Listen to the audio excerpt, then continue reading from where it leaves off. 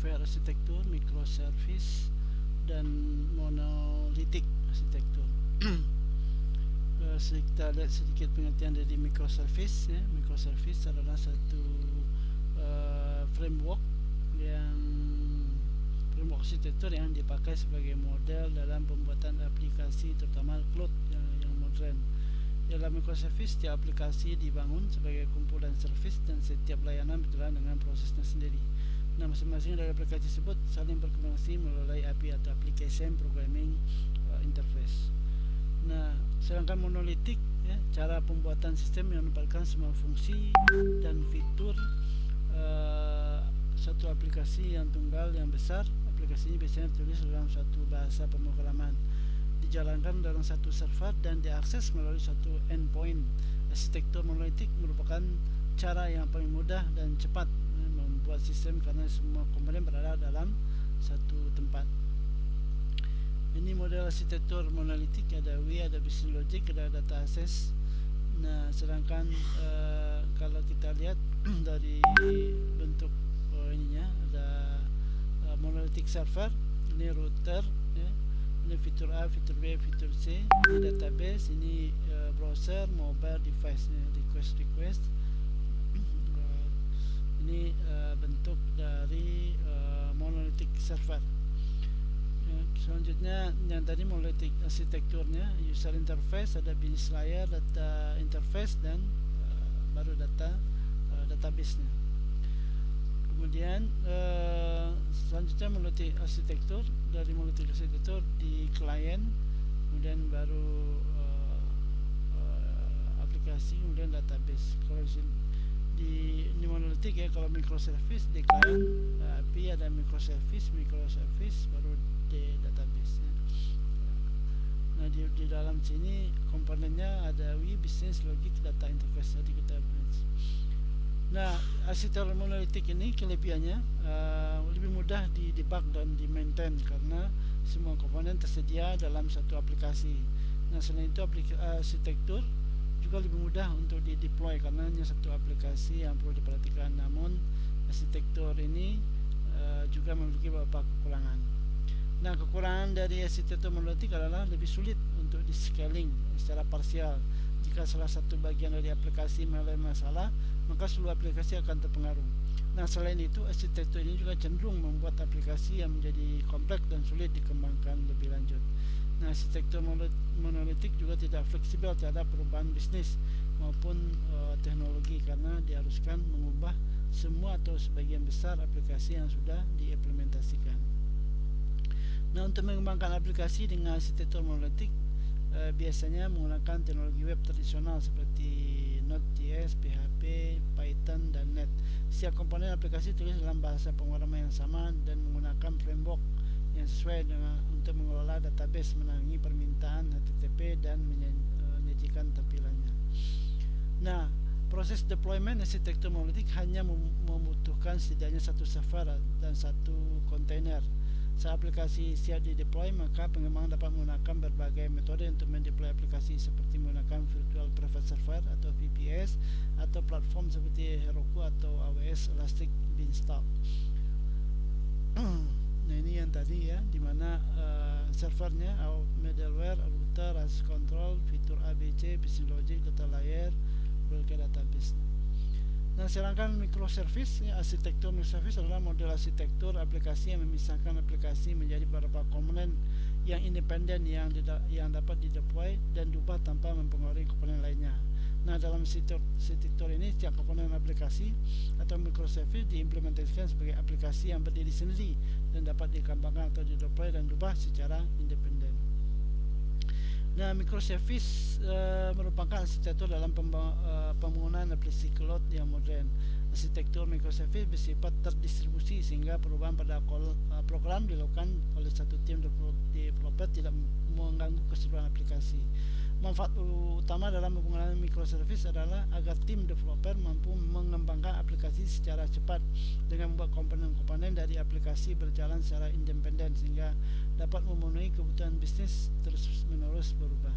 Cara pembangunan aplikasi seperti dioptimalkan dengan menggunakan DevOps dan CI dan CD continuous integration dan continuous delivery.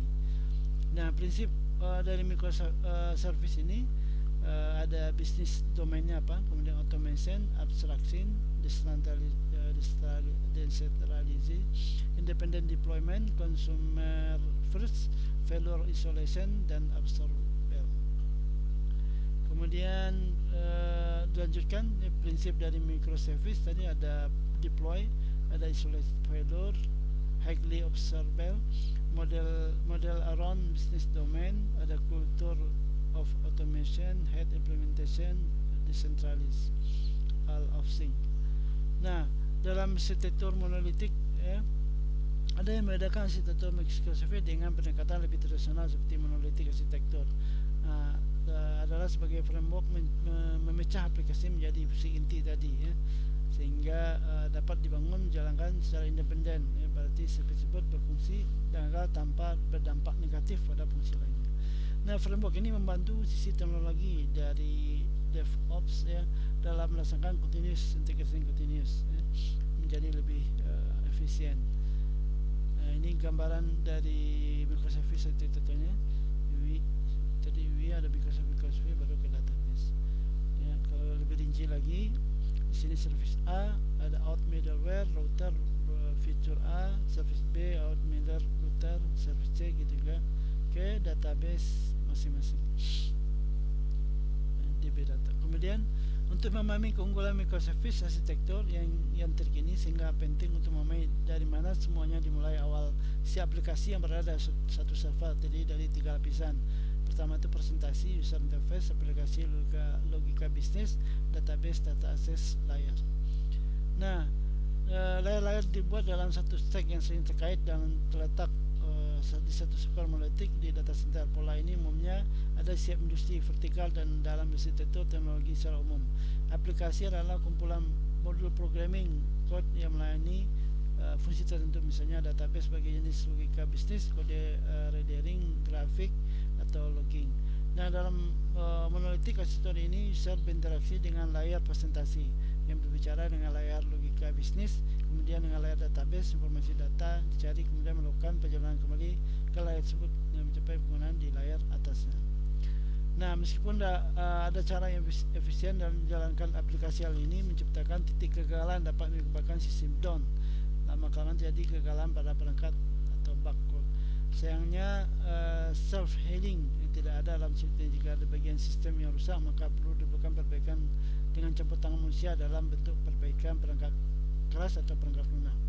Untuk melakukan scale up dalam satu layar seperti membeli server baru, Anda harus membeli aplikasi monolitik yang berjalan di satu server dan mensegmentasinya sebagian pengguna ke sistem baru. Sebagian segmentasi ini menghasilkan dari silo ke pengguna harus direkonsiliasi dengan laporan batch setiap malam. Tentunya kebutuhan kalian menjadi lebih tipis karena laman web aplikasi seluler menjadi lebih populer, sehingga metode baru pengembangan aplikasi mulai terbentuk. Nah, akhir-akhir ini cloud microservice memecah strategi service oriented arsitektur lebih jauh menjadi kumpulan fungsional yang lebih granular. Koleksi microservice ini digabung ke dalam microservice besar, memberikan kemampuan yang lebih melakukan fungsi self-healing dengan cepat dilayan keseluruhan atau aplikasi industri di dalam satu aplikasi yang besar. Nah, microservice mencoba menangani satu masalah seperti pencarian data, fungsi logging, atau fungsi layanan web.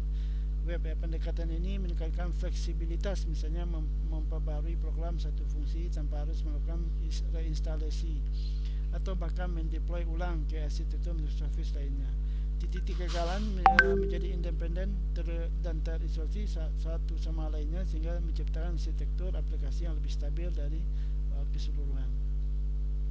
Nah, digunakan secara bersamaan dengan Docker container misalnya, ya, adalah pentara yang tepat mendeploy microservice container yang dapat ditunjukkan dalam bentuk hitungan detik, sehingga dapat diterapkan kembali dengan cepat setelah kegagalan migrasi dan dapat di scale up dengan untuk memenuhi permintaan. Container maka lebih efisien dari virtual, ya. Virtual machine yang kemungkinan kode dan kode library-nya diperlukan untuk diterapkan sistem Linux apapun atau OS apapun mendukung container Docker.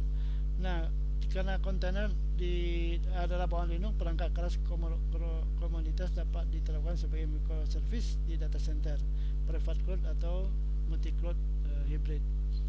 Nah, microservice arsitekturnya di bawah microservice ada contohnya ada environmental, virtualized, container, public cloud. Ya. Kemudian kalau dia dasar mobile client atau mobile web, ada API gateway-nya, service-nya, baru message broker. Kemudian di client API gateway tadi service ya, sama ya kayak di DevOps. Ini manajemen. Kemudian arsitekturnya ada client management capabilities. Di ini arsitekturnya microservice A, service B, C, kemudian baru HTTP request, REST message bus, operation capabilities. Nah, sekarang keuntungan dari microservice arsitektur. Microservice memberikan tim development keleluasan untuk melakukan pengembangan program kode secara terdistribusi. Masing-masing dari programmer tim dapat melakukan pembuatan komputer program secara bersamaan. Nah, ini berarti lebih banyak developer mengerjakan aplikasi yang sama pada waktu yang sama, yang mana dapat membuat lebih sedikit waktu dihabiskan dalam pengembangan. Nah, keuntungan lainnya lebih cepat dengan kebutuhan pasar ya, karena siklus pengembangan dipersingkat. Arsitektur microservice mendukung penerapan update yang lebih gesit, sangat scalable ya. Saat permintaan untuk service tertentu tumbuh, Anda dapat menerapkan beberapa server infrastruktur untuk memenuhi kebutuhan. Kemudian handal, service independen jika dibangun dengan benar tidak berdampak satu sama lainnya. Artinya jika salah satu bagian gagal dari seluruh bagian tidak mati, maka tidak seperti model aplikasi monolitik. Aksesibilitas karena aplikasinya besar dipecah-pecah bagian-bagian kecil, developer dapat dengan mudah memahami, pembarui dan menyempurnakan bagian tersebut, menghasilkan siklus pengembangan lebih cepat, terutama jika dikombinasikan dengan metodologi pengembangan yang gesit. Lebih terbuka karena penggunaan API dan polyglot, dan pengembangan memiliki kebebasan untuk memilih bahasa pemrograman teknologi terbaik untuk fungsi yang diperlukan. Nah, arsitektur monolitik dan microservice merupakan dua jenis arsitektur yang berbeda yang dapat digunakan dalam pengembangan aplikasi. Nah, arsitektur monolitik cocok digunakan untuk aplikasi yang memiliki ketergantungan yang rendah atas komponennya, latensi yang rendah, trafik yang tidak tinggi, pemeliharaan yang mudah, jangkauan terbatas, keterbatasan skalabilitas yang dapat diterima, dan keterbatasan dalam komunikasi antar service. Sedangkan arsitektur microservice cocok digunakan untuk aplikasi yang memerlukan skalabilitas yang tinggi, fleksibilitas, kualitas kode yang baik, keamanan yang tinggi, latensi yang rendah, trafik yang tinggi, jangkauan yang luas, penggunaan tools dan teknologi yang lebih aman. Nah, pertimbangan seperti kebutuhan aplikasi, kebutuhan tim, project, budget, analisis risiko harus dipertimbangkan secara keseluruhan dan dianalisis dengan baik sebelum memutuskan arsitektur yang tepat untuk proyek tertentu. Keamanan harus dipertimbangkan sebagai faktor penting dalam arsitektur microservice dan harus diimplementasikan sejak awal pengembangan aplikasi. Baik, itu dulu untuk pertama kali. Assalamualaikum warahmatullahi wabarakatuh.